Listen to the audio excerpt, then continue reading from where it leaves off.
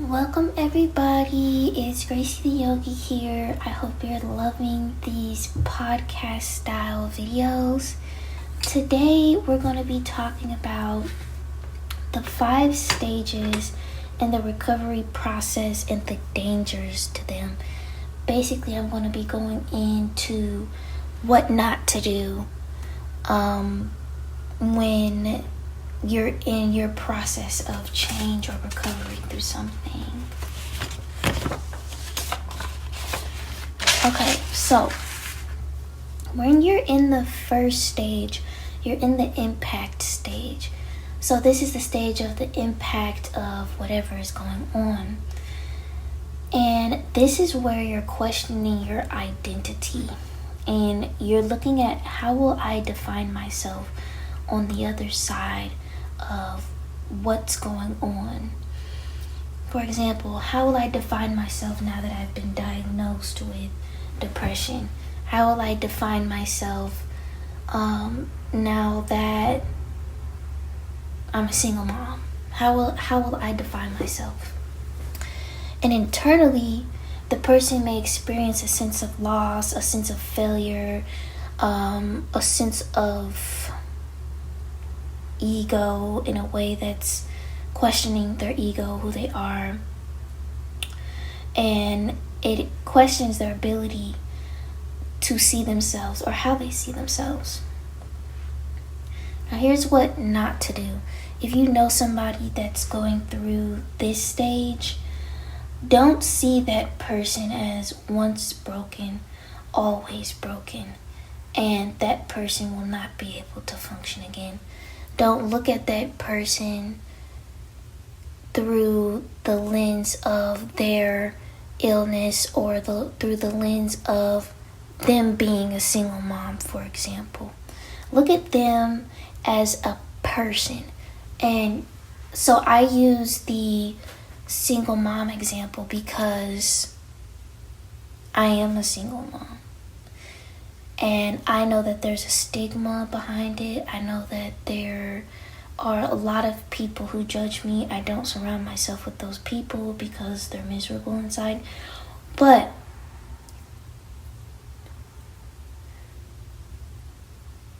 I have a few people, very few people in my life who see me for who I am outside of anything that I may be experiencing or going through. Very few people. I would say 2 people, but really 1. Being misunderstood is not a good feeling, and you have to learn how to stop giving a crap about what people think about you. I don't care, okay? Having people in your circle who actually know you is important. Friends, families, mom, auntie, whomever that may be. If you don't have that, pray that you will. So I have a cousin. I've known her my whole life. We're like 6 months apart. And she actually knows me as a person. We've gotten to know each other as a person outside of any of our experiences. That doesn't change the way that I love you. That's really a really rare relationship. You can't expect that from everybody else, which is why it's important to not be around them. That's draining, and people are sarcastic and stupid, honestly, and they project their nonsense onto you, and which I don't understand. I'm not a judgmental person. I've never projected my nonsense onto somebody else's experience. I don't judge people. Have I in the past? Yes. Do I now? No. So same thing is, don't see yourself just through the stigma. I don't just see myself as being a mom or being a single mom. I see myself as Gracie. And that's why it's important to know who you are. only I know my story. Only I know who I am, and maybe a couple of other people.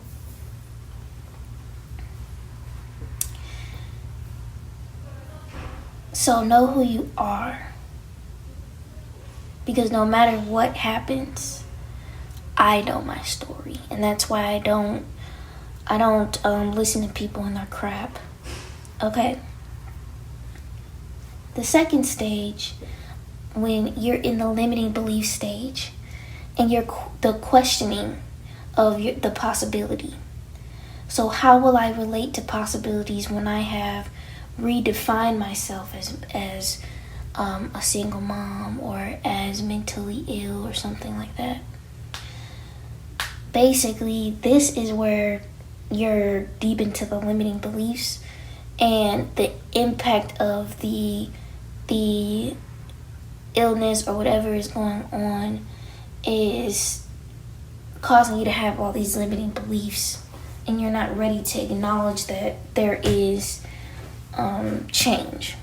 So internally, the person sees themselves as having a behavioral health disorder, or being a single mom, or they see themselves in whatever they're going through, and they see themselves as unable to do very much.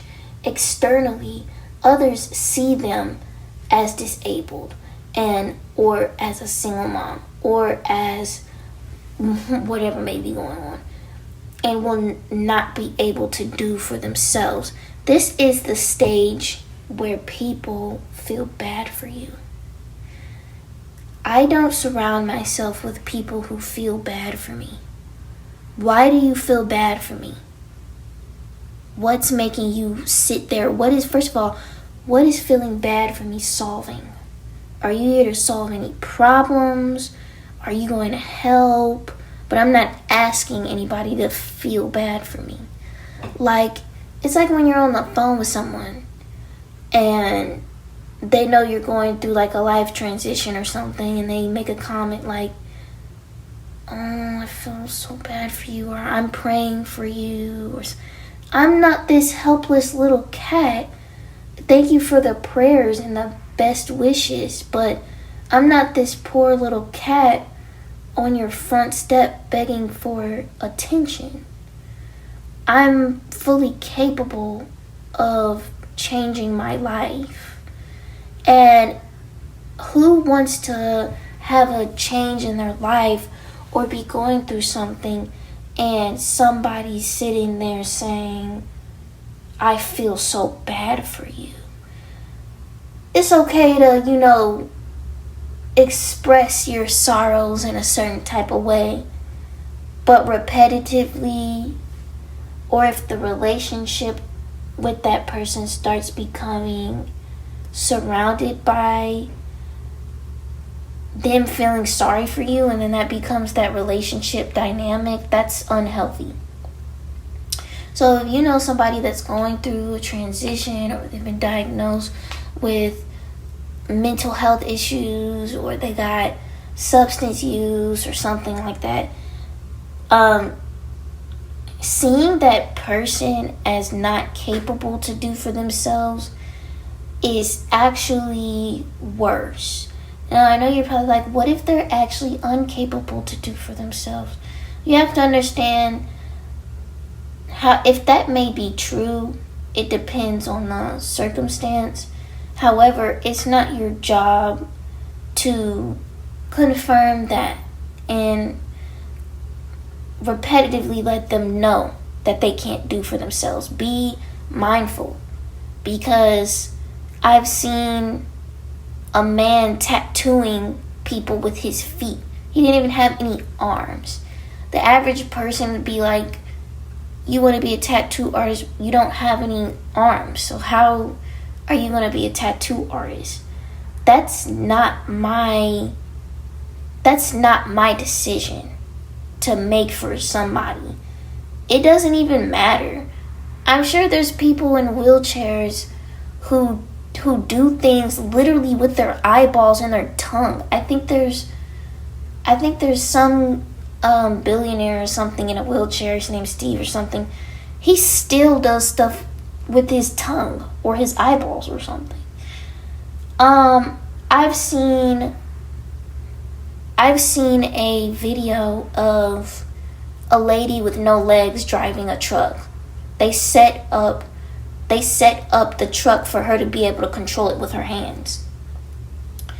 So using the person as disabled, or they're having financial problems and you see them as not able to get out of it, whatever the case may be, that's literally not helping, and it's unhealthy. And the thing is, people always have the audacity to think that they can make decisions for you because of how they look at your situation. And as a peer support specialist, I'm not here to make decisions for you or convince you of anything.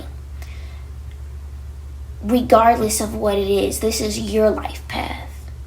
So some people literally don't want to do certain things.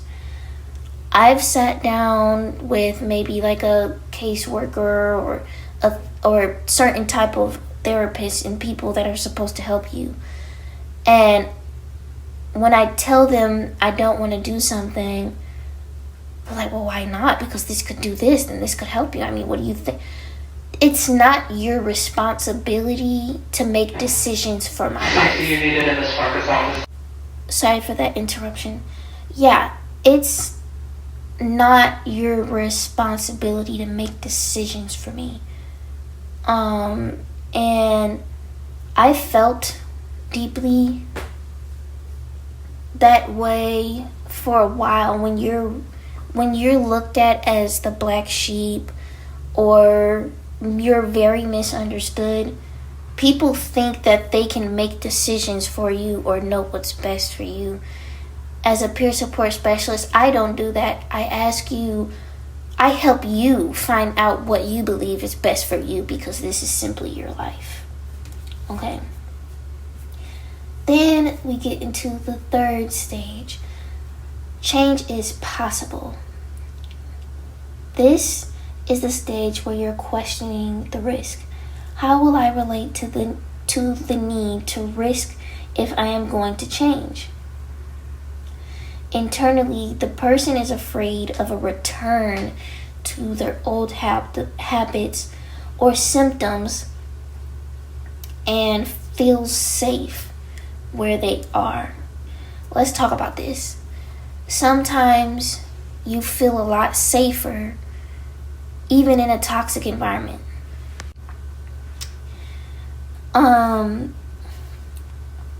I definitely can relate to this. I'm in transitional housing, and I quite frankly, I love it. I do. Because they help you create stability around your life. Where I was before, I was so comfortable there, but I wasn't growing. And the what I was praying for, my environment wasn't allowing that prayer to be answered. So when it comes to manifestation, there's this purge section of manifestation where it seems like everything seems to just be falling apart. Literally falling apart. Like you're making all these mistakes, and then this and this and this happens.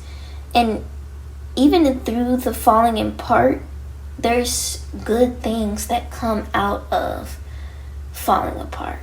And it actually is a beautiful thing. But that part of manifestation is the part where people don't usually talk about. Manifestation is great, but it's powerful. It's not all kudos and cream all the time. And when you're praying for something different, your current reality might have to break down, and that could be really painful. But I say this because when you're in your comfort zone, it's comfortable, it's safe, and you know what to predict there. And that's how all human beings are. It's not always a bad thing. if you know what to predict, if your body knows what to predict, even if it's not the best environment, even if you're not growing there, it's a comfort zone.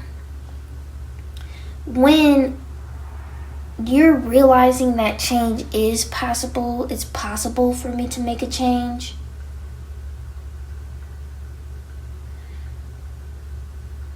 my job is to help you understand, help you take the risks that you need to take and be there with you during that process.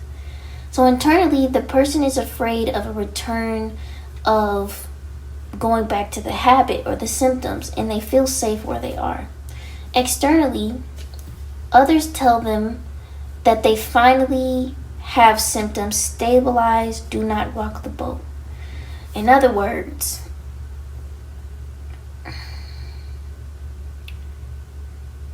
people, as we go into people can convince somebody out of their change by convincing them that they're safer not taking the risk, or saying things like, I support you, but I'm not going to support you if you make this change. I'm sorry, that's not genuine. I remember, and I still will move to Costa Rica. I still will go to Costa Rica. I remember when I presented that that's what I wanted to do, and I presented that to certain people, and they will be like, how are you going to do this? How are you going to do that? But you have this here, and da-da-da-da-da. And basically, this would be the same people that quote-unquote support me, but because it's a risk that I want to take that they don't agree with, they don't want to support me. And that's still one-sided. That's a person who's supporting you based off of them. And that's unhealthy. It's okay if it's something outrageous, like, you know, somebody clearly wants to do something bad and you're not supporting that, obviously. But if it's something that you simply just don't agree with and you're not supporting them, that's your decision. But I would rather somebody not support me at all than to pretend to support me, or support me when they agree with it and support me and not support me when they disagree. And that's what not to do. If you have a friend who wants to take this risk, or maybe move to Houston, Texas, but you don't agree with it because of the laws in Texas, okay, that's you. But does that mean that you're not supportive of that person? Does that mean, first of all, what you don't do is ask a bunch of hows and whys. If you are in this stage of realizing change is possible and you go and tell people and they start interrogating you or telling you how and why this, I'm sorry, they're not your real friends. They're not going to be the people that's going to support you. I, in fact, would make that the last time that I tell them anything that I'm going to do. Because if I'm being real, that's how the devil works. Is slithering through the mouths and minds of other people. And the right person, it's not about them agreeing with you, but they're not going to be rude and disingenuous because you want to do something different with your life, or you want to make a change that they don't necessarily agree with. Okay, next is the commitment to change. This is the question of support. How will I get the support that I need? So you're committed to change, but the person is facing a new experience and doesn't know what kind of support they need. So as a peer specialist, I would help you identify what support you need. Externally, others don't believe the person should do it, so they won't support them. Or they simply don't believe that the person can do it, so they won't support them. So the last one was people keeping you in your comfort zone. This one is similar to what I just said. Others don't believe the person should do it, so they won't support them. To that I say, F that. And like I said, as a peer support specialist, I don't guide you through what I believe that you should do. It's not about me. And that's what people need to understand when it comes to your life. Not everything is about you. And it's okay to look at what someone else is doing without needing to push your agenda onto them. And then last is the actions for change. So this is where you're questioning your responsibility. Will I be able to take on the necessary responsibilities? Internally, the person senses that they will have to take on more responsibilities and they're not sure if they can. Externally, don't believe the person knows what is best for them and will need somebody else or the system or them to take care of them. So this is when people around you don't believe you know what is best for yourself.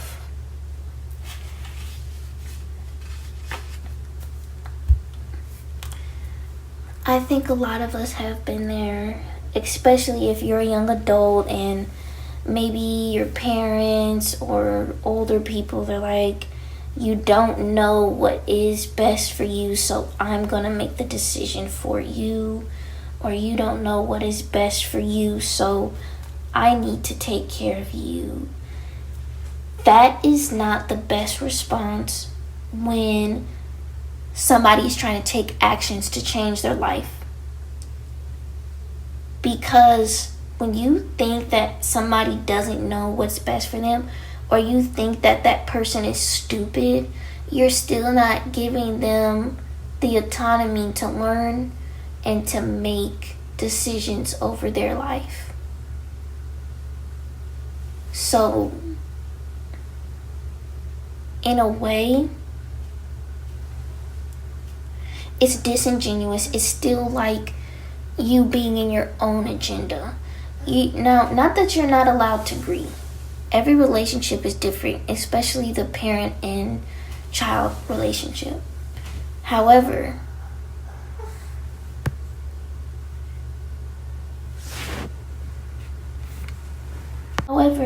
you have to realize that you don't know everything. People don't know everything. And if it's something that God put in your heart to do or to change, it's for a reason. And in this world, a lot of people think they know everything. That even through social media, people think that they can read me through a book, or that they know every detail of my life, or that I'm perfect. You can get the F out of my face. I'm sorry. Because, you're looking at me through your eyes and your own agenda. So, when somebody around you is trying to make a change, or you're trying to make a change, and there's people around you who don't believe you know what is best for yourself, they don't ask you what you like to do, what you think is best, they don't help you, it's not supportive to go to a person and be like, you don't know what's best for you, or simply sorry for the pauses, but even implying or covertly showing that person that they don't know what is best for them, it's not your decision. You don't know everything. And a lot of the time, people, like for example, I've had that happen to me literally today. Talking to somebody that's supposed to be helping you, and one of the options that they think could help, you don't want to do that for your own personal reasons. And they're sitting there trying to convince me covertly say that they think that they know what's best for me, that's taking away that person's autonomy. When you do that, you're not understanding that that person is a person with their own lives. Unless you're like a child and you actually need to be taken care of, that's different. But when you get of a certain age and you want to make changes in your life, or it's like we're adults, you have autonomy over your life, and it's important to be able to identify these people who have their own agenda for your life. If you don't realize it, you'll look up. If you don't realize it now, you'll look up years later and realize I don't know myself outside of the decisions that were made for me. Okay? So this is the end of the video. Thank you so much for coming to this podcast video. I hope you guys liked it. Make sure you like and subscribe. Turn on the post notifications so you can get notified every time I post a video. And click the link in my bio. I do one-on-one nervous system reset sessions in downtown St. Louis and one-on-one sessions online. I'm also launching my own peer support practice and would love to serve you through my form of peer support or coaching, however you want to call it. Okay. Thank you guys. Bye-bye.